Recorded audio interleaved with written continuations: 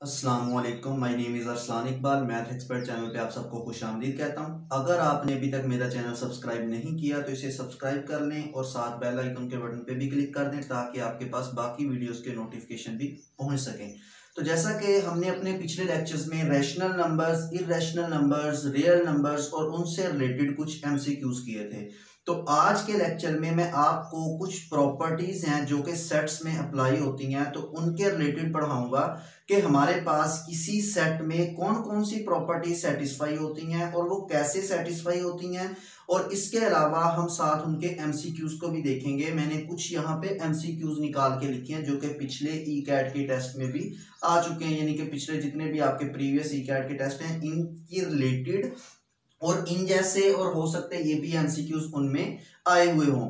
तो हम यहाँ पे डिस्कस करते हैं। तो सबसे पहले जो सेट में हमारे पास प्रॉपर्टी होती है वो होती है क्लोजर प्रॉपर्टी, यानी कि आपके पास क्लोजर प्रॉपर्टी। तो देखें, आपको बताता चलूं कि हमारे पास जो प्रॉपर्टी सेटिस्फाई होती हैं ये दो ऑपरेशन के तहत होती हैं, एक अंडर एडिशन, एक अंडर मल्टीप्लिकेशन। जितनी भी मैं आज प्रॉपर्टी डिस्कस करूंगा ये अंडर एडिशन भी बात करेंगे, अंडर मल्टीप्लिकेशन भी बात करेंगे। तो सबसे पहले बात आती है क्लोजर प्रॉपर्टी अंडर एडिशन, कि हम अंडर एडिशन में क्लोजर प्रॉपर्टी को किस तरह सेटिस्फाई करवाते हैं। तो देखें, सबसे पहले आपने क्या करना है कि कोई से दो एलिमेंट्स किसी सेट से ले लेने हैं। आर से मैं लेता हूं कोई से दो एलिमेंट्स, आर हमारे पास रियल नंबर है, मैं ए और बी दो एलिमेंट्स ले लिए जो कि किससे बिलोंग करते हैं, आर से बिलोंग करते हैं।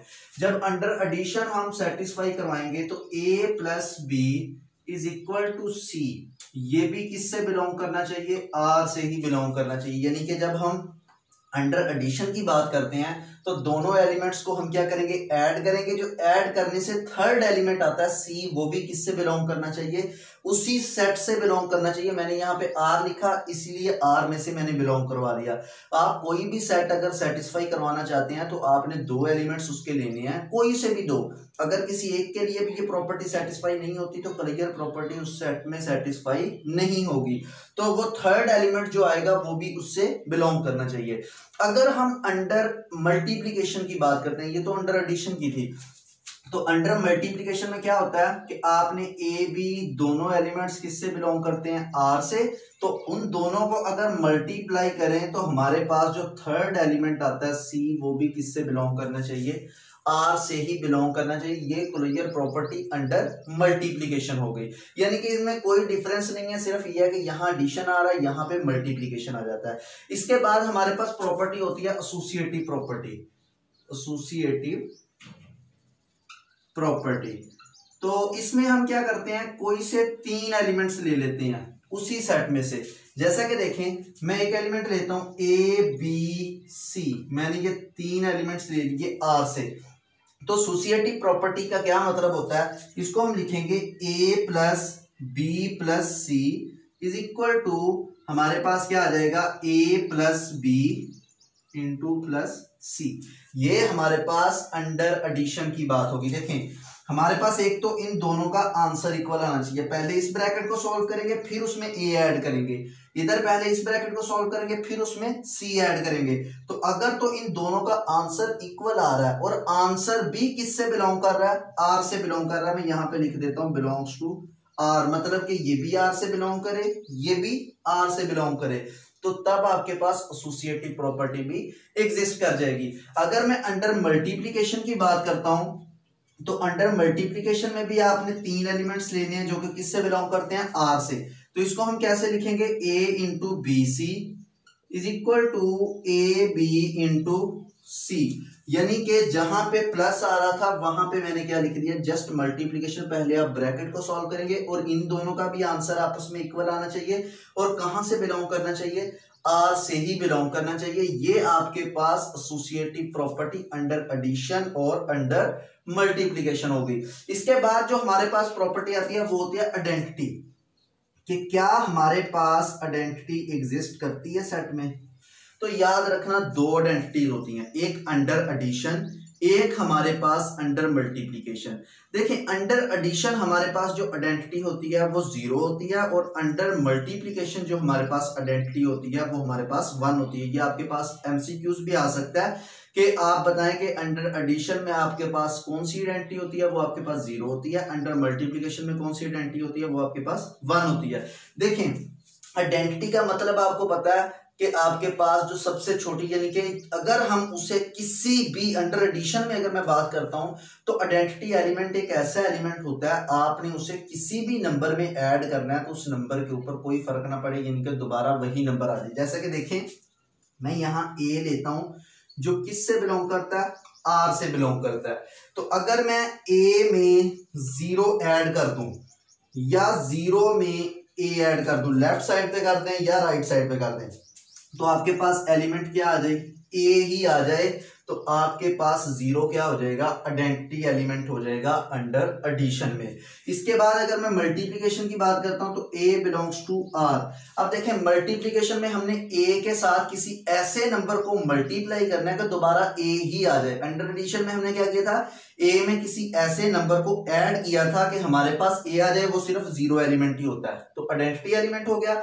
उसके बाद अब हमने क्या करना है कि ए में हमने किसी ऐसे नंबर को ए के साथ मल्टीप्लाई करना है कि हमारे पास दोबारा ए आ जाए, वो हमारे पास जस्ट 1 ही होता है। तो ए को अगर मैं 1 के साथ मल्टीप्लाई करूं या 1 को ए के साथ मल्टीप्लाई करूं तो जवाब क्या आएगा, ए ही आएगा। यानी कि आपके पास अंडर मल्टीप्लिकेशन जो आइडेंटिटी होगी वो आपके पास 1 होगी। यानी कि अब आपने क्लियर प्रॉपर्टी को भी देख लिया, एसोसिएटिव को भी देख लिया और आइडेंटिटी को भी देख लिया। इसके बाद फोर्थ प्रॉपर्टी होती है इनवर्स।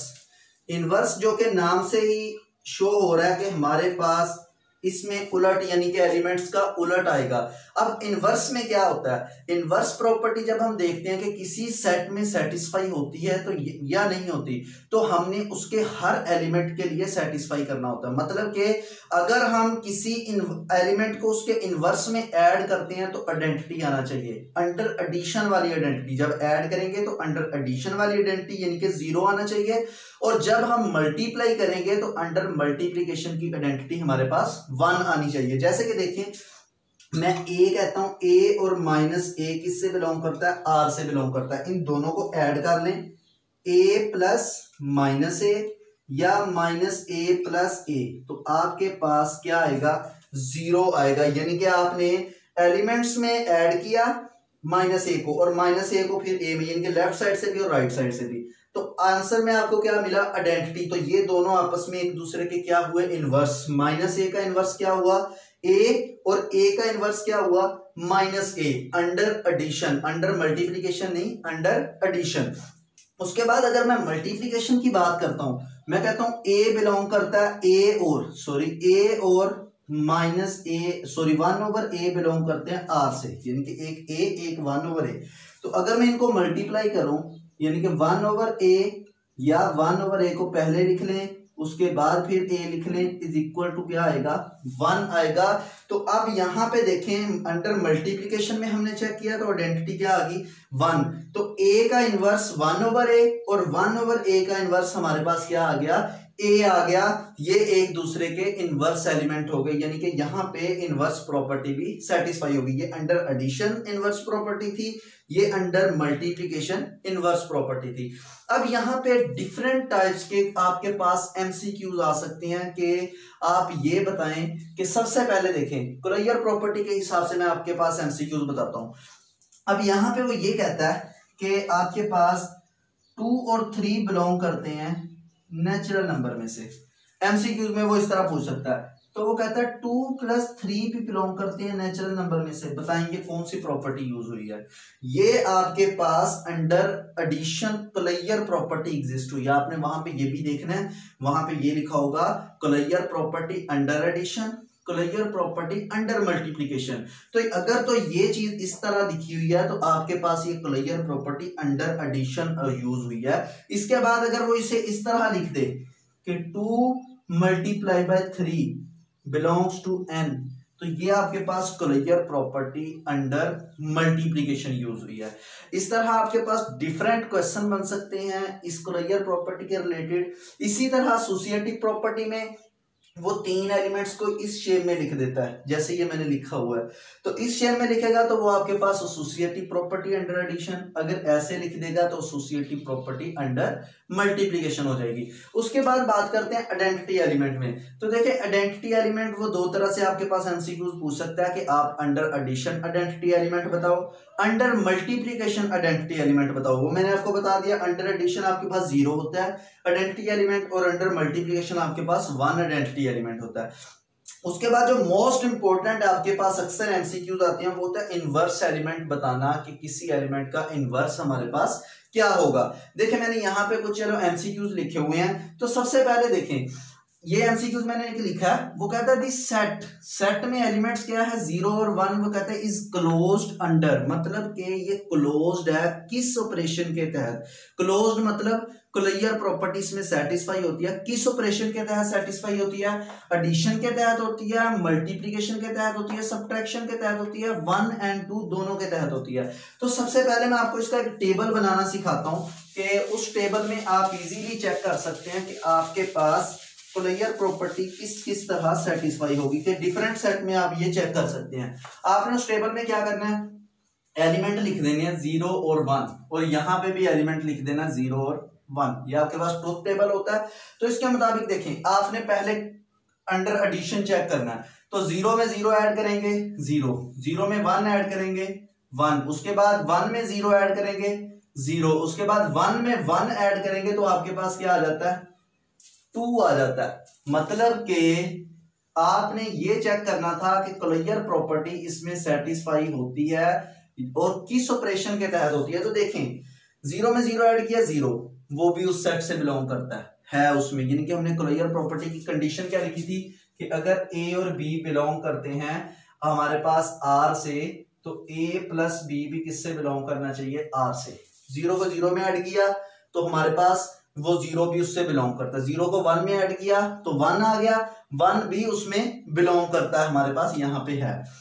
उसके बाद 1 को 0 में ऐड किया तो 0 आ गया, वो भी उसमें बिलोंग करता है। उसके बाद 1 को जब 1 में ऐड किया तो आंसर क्या आ गया आपके पास 2 आ गया, लेकिन 2 तो इसमें नहीं है, मतलब कि आपके पास ये अंडर एडिशन क्लोज्ड यानी कि क्लियर प्रॉपर्टी सेटिस्फाई नहीं करेगा, क्योंकि ये 2 आ गया और 2 उसमें नहीं है। हर एलिमेंट के लिए ये प्रॉपर्टी सेटिस्फाई होनी चाहिए। अब हम मल्टीप्लिकेशन चेक करते हैं, तो मल्टीप्लिकेशन में आप यहाँ पे डॉट भी लिख सकते हैं या मल्टीप्लाई भी करके लिख सकते हैं। तो देखिए सबसे पहले 0 को 0 के साथ मल्टीप्लाई करें 0, 0 को 1 के साथ करें तो भी 0, 1 को 0 के साथ करें आपके पास 0, 1 को 1 के साथ करें 1। अब ये जो आंसर आए हैं आपने देखना क्या ये चारों आंसर इसमें बिलोंग करते हैं, 0 है 0 इसमें है, 1 1 भी इसमें है, तो आपके पास ये क्लियर प्रॉपर्टी सेटिस्फाई होती है अंडर मल्टीप्लिकेशन। तो आप यहां पे टिक कर देंगे, मतलब कि आपके पास कोई भी सेट वो दे दे तो आप उसको ट्रूथ टेबल की मदद से यानी कि इसकी हेल्प से आप उसको सॉल्व कर ले पहले, और जो आपके पास आंसर आ रहे हैं आपने वो चेक करने हैं इसमें हैं या नहीं है। अगर नहीं होंगे तो वो सेपरेशन के तहत क्लोज्ड नहीं होगा। इस तरह आप एसोसिएटिव भी चेक कर सकते हैं, कोई से 3 एलिमेंट्स लेके, तो वो भी आप इजीली यहाँ पे उसका एमसीक्यूज भी अटेम्प्ट कर सकते हैं। अब इसके बाद बात आती है सेकंड एमसीक्यूज मैंने लिखा है इनवर्स प्रॉपर्टी से रिलेटेड। वो कहता है the multiplicative inverse of A is, वो कहता है ए का मल्टीप्लिकेटिव इनवर्स बताओ। तो मैंने आपको किस ऑपरेशन के तहत कह रहा है, मल्टीप्लिकेटिव, यानी कि मल्टीप्लिकेटिव इनवर्स बताना है आपने अंडर मल्टीप्लिकेशन, उसका इनवर्स कौन सा होगा, किसका, ए का। मैंने आपको मल्टीप्लिकेशन में ये बताया कि हमने एक एलिमेंट को दूसरे किसी ऐसे एलिमेंट के साथ मल्टीप्लाई करना है कि हमारे पास आइडेंटिटी एलिमेंट आ जाए। आइडेंटिटी एलिमेंट कौन सा होगा, 1 अंडर मल्टीप्लिकेशन में। तो यहाँ पे ए का इनवर्स कह रहा है, तो देखें मैं ए को किस एलिमेंट के साथ मल्टीप्लाई करूंगा यहाँ पे कि हमारे पास 1 आ जाए, मतलब कि ए डिवाइड में अगर ए आ गया तो ए के साथ क्या हो जाएगा, कैंसल हो जाएगा यहां से, तो ये हमारे पास 1 इज इक्वल टू 1 आ जाएगा। मतलब कि ए का इनवर्स क्या आ गया, 1 ओवर ए, और 1 ओवर ए का इनवर्स क्या आ गया, ए आ गया, तो हमारे पास आंसर 1 बच गया। अब यहां पे बात आती है अगर वो कहता है माइनस ए का इनवर्स बताओ, तो माइनस ए का जो आपके पास इनवर्स होगा तो हमने किसी तरह माइनस को भी खत्म करना है, तो वो -1 ओवर ए हो जाएगा, माइनस माइनस प्लस और ए के साथ कैंसिल, तो आंसर क्या आ जाएगा 1। इस तरह -1/a का इनवर्स -a आ जाएगा। इस तरह वो आपसे, ये तो इन जनरल था, वो आपसे पर्टिकुलर एग्जांपल देके भी पूछ सकता है। 9 का इनवर्स बताएं, 9 का इनवर्स 1/9। उसके बाद -9 का इनवर्स बताएं, वो आपके पास -1/9। यानी कि डिफरेंट टाइप्स के क्वेश्चन आपके पास आ सकते हैं, जिसमें आपने ये बताना होता है कि इसका इनवर्स कौन सा है। मल्टीप्लिकेटिव, वो मल्टीप्लिकेटिव भी पूछ सकता है और आपके पास अंडर एडिशन भी पूछ सकता है। अगर अंडर एडिशन की बात करता हूं, वो कहता है ए का इनवर्स बताओ अंडर एडिशन, तो ए में मैं कौन सा ऐसा नंबर ऐड करूं कि हमारे पास 0 आंसर आ जाए, तो वो हमारे पास क्या होगा -a होगा, तब आपके पास 0 आंसर आएगा। तो a का इनवर्स -a और -a का इनवर्स आपके पास a होगा। इस तरह आप अंडर एडिशन भी चेक कर सकते हैं, अंडर मल्टीप्लिकेशन भी चेक कर सकते हैं।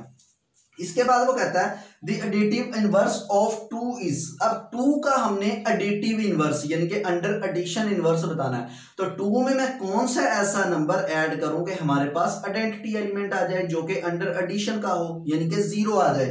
तो 2 में मैं -2 ऐड करूंगा, तो आपके पास क्या आएगा, इसका 0 एलिमेंट आ जाएगा। 2 यहां पे लिख रहे 2 प्लस -2, तब जाके आपके पास 0 आंसर आता है। तो 2 का इनवर्स हुआ -2 और -2 का इनवर्स हुआ आपके पास 2, तो इसका 2 का इनवर्स -2 और इधर a का आपके पास मल्टीप्लिकेटिव इनवर्स क्या आया था 1/a। तो इस तरह आप इन चारों प्रॉपर्टीज से रिलेटेड एमसीक्यूज भी इजीली अटेम्प्ट कर सकते हैं, और आपके पास कोई भी किसी भी तरह से पूछा तो आपको परेशान होने की जरूरत नहीं। इन 4 प्रॉपर्टीज को अच्छे तरीके से समझ लें, फिर इनसे रिलेटेड कोई भी आपके पास एमसीक्यूज आ जाता है, आप इजीली उसे अटेम्प्ट कर सकते हैं। इंशाल्लाह नेक्स्ट लेक्चर में जो बाकी प्रॉपर्टीज रहती हैं उनको डिस्कस करेंगे। तब तक के लिए अल्लाह हाफिज।